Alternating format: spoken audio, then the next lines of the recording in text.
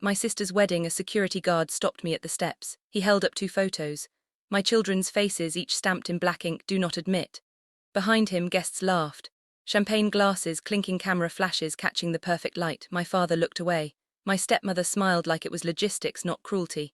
My 6-year-old asked, "Mom, did we do something bad?" I didn't answer. I handed over the gift envelope and turned around. They thought they'd erased me from their perfect day. They didn't know by sunset their celebration would turn into a reckoning, and I wouldn't have to say a single word. I teach yoga for a living.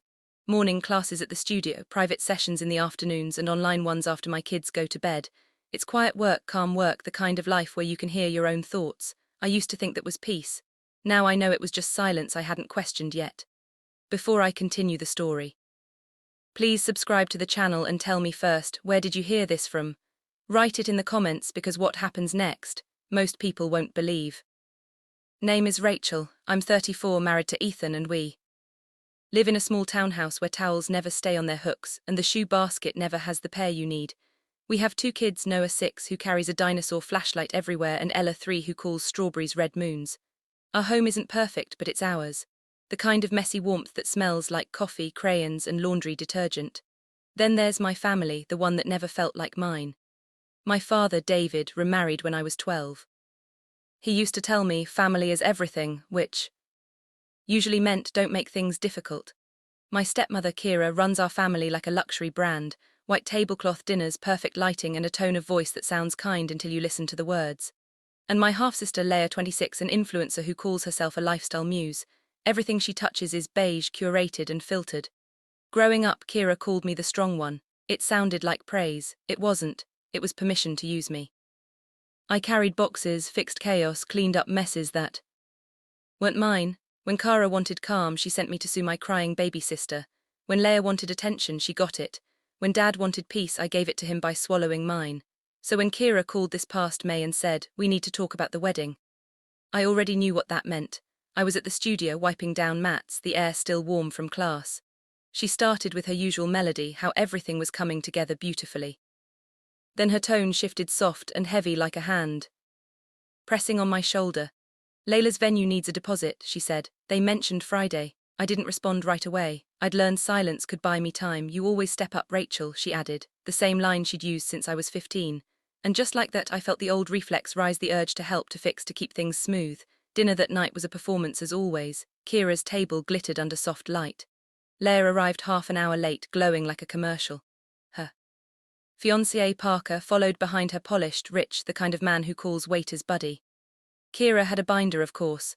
She opened it like scripture, revealing glossy pages of venues, flower arrangements, catering menus, all with prices printed neatly beside them. $30,000 in total. She said it casually like the weather. "Just the deposit, sweetheart," she told me. "You can handle that, right?" My husband, Ethan, looked at me across the table. He didn't say no, but his eyes did. My father raised his glass and said, "Family comes through for family." Leah smiled and added, "It's for love, Rachel." That word love always seemed to mean open your wallet. On the drive home, Ethan was quiet. "You don't have to keep fixing them," he said finally. "I know," I whispered, but I didn't stop. The next morning I transferred the deposit, half our savings. I told myself it was temporary, that it would come back, that doing right would keep the peace. I didn't know then that peace in our family only existed when I was paying for it.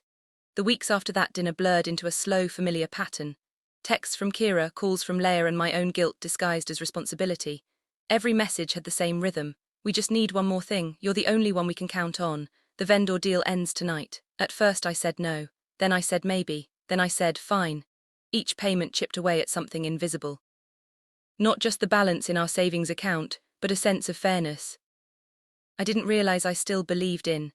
Ethan watched me transfer money like someone watching a slow accident they couldn't stop. "You're letting them rewrite what family means," he said one night. "They're my family," I replied. "If I don't help, who will?" He looked at me quietly. "Maybe that's the point." The requests grew. The florist wanted an early retainer.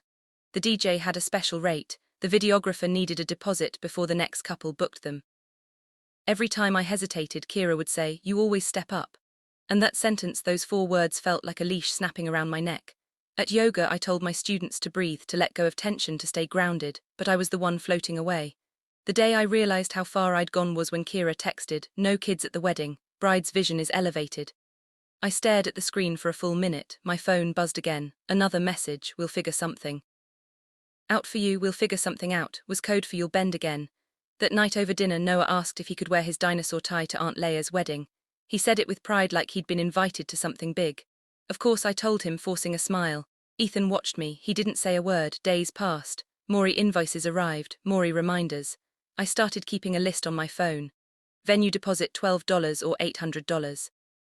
Catering $8, $750. Florist $2, $200. String due $1, $600. DJ $1,500. Content team $2, $500. $30 grand, neat, complete, quiet theft dressed as gratitude. Then came the rehearsal dinner. Kira texted that morning, adults only, less chaos. Ethan offered to stay home with the kids, but I told him I'd be fine. I wasn't. The moment I walked in, the air changed. Everyone was smiling too much. Leia was glowing in white. My father was playing the proud parent. Kira was in full hostess mode, hugging guests she barely liked. I stood in the corner holding a glass of water. Like it was armor. Leia came up to me mid-toast, her hand brushing my arm. "Ra, just so you know, the kids might not be comfortable at the venue. There's so much glass and, well, it's kind of high-end." "High-end," I repeated. She blinked. "Yeah, it's not really kid-proof." Something inside me went cold. "So you're saying my children don't belong?" "Oh, don't make it dramatic," she said, smiling for the guests nearby. "It's just the vibe, that word her whole life." I left early. No scene, no tears. Just the long drive home with the car radio off. Ethan was waiting at the table when I walked in. "What happened?" I shook my head. "They think our kids ruined the vibe." He exhaled slow. "Then maybe it's time we ruined theirs." I didn't sleep that night. I stared at the ceiling, thinking about how peace used to mean obedience, how family had become a tax I kept paying. The next morning I didn't send the last payment. Kira called within hours. "Sweetheart, we need to lock in the content team today." "I'll think about it," I said. "You know how stressful weddings are." "Then maybe you should have planned better," I replied before hanging up. It was the first time I'd ever hung up on her. The silence afterward felt like oxygen. I didn't know it yet, but that small act, refusing to send $1 more, was the first crack in their perfect picture, and cracks have a way of spreading. The silence didn't last. By the next morning my voicemail was full. One from Kira, fake tears, trembling voice. One from Dad lecturing about doing the right thing. And one from Leia, half crying, half offended that I would make this harder than it needs to be. I ignored them all. That night Ethan and I sat at the kitchen table, the kids asleep upstairs. The glow from the fridge light fell across our unpaid bills, my yoga class rosters, and the envelope marked wedding expenses. "I can't keep funding people who wouldn't even let our children in the room," I said. Ethan leaned back, then stopped trying to explain it. "Just document everything, make it real." So I did, line by line, each transfer, each receipt. I wasn't being petty, I was keeping proof. For years, Kira's power came from gaslighting. She'd rewrite every story until you doubted your own memory, but numbers don't lie. A few days later my phone lit up with a message from Leia: "Final payment. Due tomorrow, thank you, sis." I stared at the text, my thumb hovering over the keyboard. Then I typed back, "I've already paid more than anyone else, that's my final contribution." The typing bubbles appeared, disappeared. Back. Then, "Don't make this ugly, Rachel. We're family, family." That word again, always used as a weapon. I put my phone down. Ethan smiled slightly. "That's the sound of a boundary, but boundaries don't stay quiet in my family." 2 days later, Kira showed up at my studio. She looked flawless. Cream blazer, hairpin tight, smile sharpened like glass. My students had just left. The room still smelled faintly of lavender spray and sweat. "Rachel," she began softly, like she was patient, "we're all under pressure. Lars falling apart. Your father's heart can't handle the stress." "Why are you doing this to us?" "To you," I said. "I paid for half your daughter's wedding." Her lips twitched. "You're overreacting. It's just money." "It's never just money, it's respect." For a moment her mask slipped. Then she leaned closer, voice sugar was sweet again. "You'll regret turning your back on family." I held her gaze. "No, I regret waiting this long." She left without another word. The door clicked shut and I stood there shaking, not from fear but from release. That evening I drafted an email to Kira, David, Leia and Parker. Subject: wedding contributions, breakdown and balance. I listed every expense, every date, every transfer. Then at the bottom I wrote, "As of today, total paid $29, $350. You have denied entry to my children at the event I financed. I expect repayment in full. 12 months, first installment due next month. This isn't about revenge. This is about closure." I read it twice before hitting send. Ethan put his hand on my shoulder. "You okay?" I nodded for the first time. "Yes." The next morning my father texted, "Let's talk privately, sweetheart." Leah posted a story, her wedding countdown, smiling under fairy lights. They still thought I'd stay quiet. They didn't realize that silence, when chosen, can be the loudest sound in the room. The wedding day arrived like a storm pretending to be sunshine. The morning light streamed through our kitchen window, cutting across the cereal bowls and half-packed bags. Noah wore his little dinosaur tie, proud and wrinkled. Ella twirled in her blue dress, her hair full of uneven curls because she'd insisted on doing it herself. I watched them and thought maybe they remember the drive, not the people waiting for us there. Ethan adjusted his collar. "You don't have to go," he said quietly. "I do," I told him, "just not for them." The venue was 30 minutes away. A restored barn turned into a luxury wedding site, all white walls and fairy lights and curated fields of grass. We drove in silence. The sky was perfect, the kind that photographers call cinematic. I remember thinking how cruel it was that beauty could hide so much ugliness. When we reached the top of the gravel path, the security guard stepped forward. His suit was too formal, his smile too polite. "Afternoon," he said. "Can I have your name?" "Rachel." I hesitated. "And these are my children, Noah and Ella." He looked down at his clipboard, then pulled out a clear plastic sleeve. Inside were 2 color photos, Noah's school portrait, Ella with her pigtails, across each face bold letters read, "Do not admit." I felt the world tilt. "Where did you get those?" My voice sounded foreign, too calm. He glanced toward the entrance. "Bride's request, no minors inside, liability policy." "There's no policy." I said, "That's my son and daughter." He shifted uneasily. "Ma'am, I don't make the rules." Behind him I saw Kira step out of the doorway, every inch composed. "Rachel," she said like we were discussing the weather. "It's not personal, it's just for the aesthetic. Candles, glassware, you understand." My father was a shadow behind her, looking anywhere but at me. And from just inside the barn I caught a glimpse of Leah in white, perfect, trembling, peeking like she was scared to smudge her own illusion. Noah tugged my hand. "Mom, did we do something bad?" That I couldn't answer because anything I said would have cracked my voice wide open. Myers, no. Ethan's hand brushed mine. I felt his pulse steady and angry. I handed Kira the envelope we'd prepared.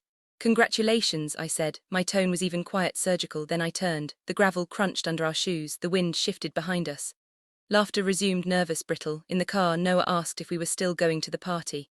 Ella hummed a song she made up about frogs. I just drove. The farther we got from that barn, the easier it was to breathe.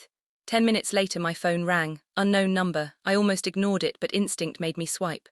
"Rachel," a deep voice said. "This is Adam Parker's father." I pulled over, glanced at Ethan. "Yes, I just saw the list," Adam said. "The one with your children's photos." My throat tightened. "I didn't send it, I know. And I'm calling to tell you the wedding is off. My family won't be part of this circus." Silence. Then he added, his tone colder. "They're on their way to your house too." "Beg, don't open the door." He hung up before I could speak. 2 hours later the knocking started. Sharp, desperate. "Rachel," it was Leah's voice, high-pitched, breaking. "Please, let's talk." Behind her I could hear Kira's controlled tone, the kind she used when she wanted the world to think she was still in charge. "Be reasonable, Rachel. This can be fixed." My father's voice came last, small, tired. "Sweetheart, open up." Ethan met my eyes across the room. I didn't move. The knocks grew louder, then quieter, then stopped. Instead, the phone started buzzing. Calls, voicemails, texts. I flipped mine face down on the counter. We made grilled cheese sandwiches. Noah dipped his in ketchup. Ella called hers cheese circles. The world felt small again, safe. At 6:14, Kira left a voicemail that began like an apology and ended like a threat. "You embarrassed us," she hissed. "You owe us a conversation. You owe us." At 7:03, Adam called again. "I've canned every vendor my side paid for," he said. "I won't bankroll cruelty. You'll get partial refunds within 48 hours. Send me your totals." I opened my laptop. The cursor blinked on a blank email waiting. I typed out the numbers, each one like a heartbeat returning to me. Venue 12 yard S $800. Catering $8 $750. Florist $2 $200. Strings $1 $600. DJ $1,500. Content team $2 $500. Total $29 $350. Then I wrote the truth.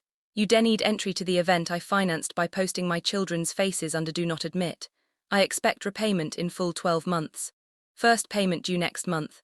This isn't about revenge, this is about closure. I sent it to all of them. Dad, Kira, Leah, Parker, and CC'd Adam. Responses flooded in within minutes. "Kira, how dare you threaten your family?" "Dan, we can talk privately, sweetheart." Leah, 12 months. "Lol, we're not a bank." Parker, "Give me time to figure things out." Ethan read them with me. "Clear," he said softly. "Good." The next evening my father showed up in person. He didn't knock long. When I opened the door, he looked smaller than I remembered. This got out of hand. He said you could have handled it quietly. They printed my kids' faces, Dad. I said that's not a mistake, that's a message. He rubbed his temple, sighing. You could have stayed for your sister. You mean for the performance? I said. Peace without respect isn't peace, it's silence. He blinked, confused by how calm I sounded. I don't recognize you, he murmured. I know, I said. For once I recognize myself. He left without slamming the door that I decided was progress. The following morning, Kira posted a long Facebook caption about protecting your joy from jealous people.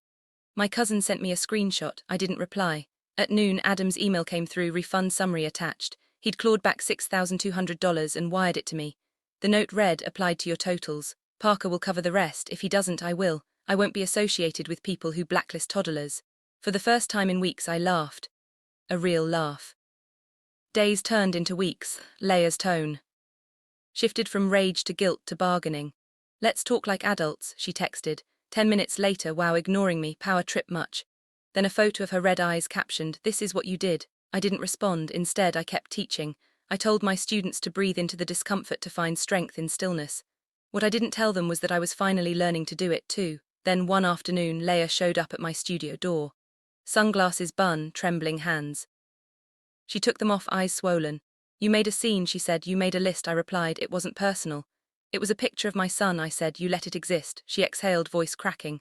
Mom says you've always hated me. I've always paid for you, I said. There's a difference. She looked down. So what now? I folded my arms. We say hello at birthdays. We don't exchange money. We don't use guilt as love. Leia nodded slowly, like a student hearing a lesson too late. Parker and I got married at courthouse yesterday, she said. You weren't invited.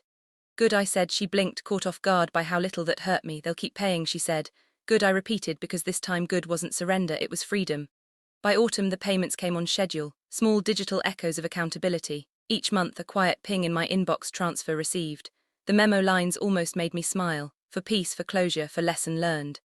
By the 9th month, the final deposit cleared. Adam sent one last email, applied remaining vendor credit. Your balance is zero. You did right by your family, that matters. I stared at the words until they blurred. Then I opened my old note labeled Leia Wedding and typed one last line. Balance Zaru dollars. I didn't delete it. Some records deserve to stay. That night my father invited us for a barbecue. I almost said no, but Ethan looked at me and I nodded. The backyard smelled like charcoal and rain. Dad flipped burgers. He looked older. Quieter. He asked Noah about school, asked Ella what her favorite color was. Finally he turned to me. You're different, he said. I'm better, I replied. He nodded as if that was a door he might finally walk through. On the drive home, the sky turned soft and orange. Ethan reached across the console, squeezed my hand. You did it, he said. I didn't fix them, I said. I fixed me. At home, Noah chased Ella through the hallway. Towels fell from their hooks. Shoes scattered everywhere. Ordinary chaos, the kind that's ours alone. Peace, this time didn't feel like silence. It felt earned. Some people still say I overreacted, that it was just a wedding. But those people have never seen their children's faces printed under the words, do not admit. I didn't slam doors, I didn't shout. I just stopped standing where I was told to stand. That was enough. Being the good daughter used to mean staying quiet no matter the cost. Now it means protecting my kids, my peace, and the home we built. If you've ever had to draw that line, if you've ever walked away instead of bowing down, share your story. Hit like, drop a comment, and subscribe for the next chapter.